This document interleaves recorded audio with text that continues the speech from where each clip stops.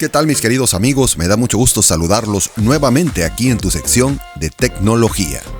Y el día de hoy vengo a alertarlos para que estén muy abusados en su WhatsApp, ya que existe actualmente un mensaje que envían los hackers y los ladrones de identidad en la cual se apoderan de tu cuenta. Debes de tener mucho cuidado y revisar perfectamente tus mensajes. Y aquí te voy a decir cuál es el problema y la alerta que hay que tener. En redes sociales, algunos usuarios de WhatsApp han revelado que recibieron un mensaje en el que se les solicita un código de activación para permitir el acceso a su aplicación de mensajería. Y lo más llamativo de este mensaje es que llega de alguno de tus contactos que tienes agregados en tu lista, lo que esto te genera confianza de abrirlo y responder. Aquí te voy a mostrar el mensaje tal y como llega. El texto dice lo siguiente: hola, lo siento, te envié un código de 6 dígitos para SMS por error. ¿Me lo puedes transferir?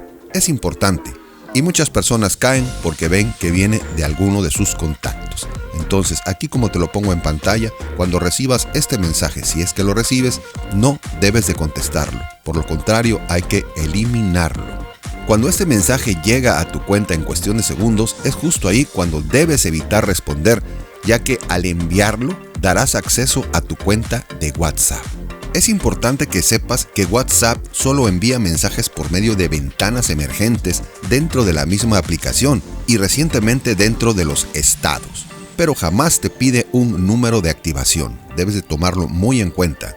Si recibes un texto extraño de algún amigo o conocido, es importante que lo corrobores antes de dar cualquier paso. Recuerda que no debes de proporcionar datos personales como respuesta a mensajes de desconocidos. Así que ya lo saben, amigos, no deben de contestar este mensaje si es que les llega a su WhatsApp. Inmediatamente hay que borrarlo. Si consideras que este video ha sido muy importante y de ayuda para ti, te invito a que le des un like.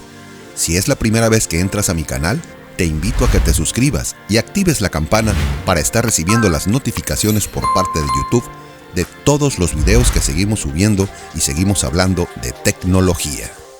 Yo soy tu amigo Pablo González y nos vemos en la próxima. Gracias.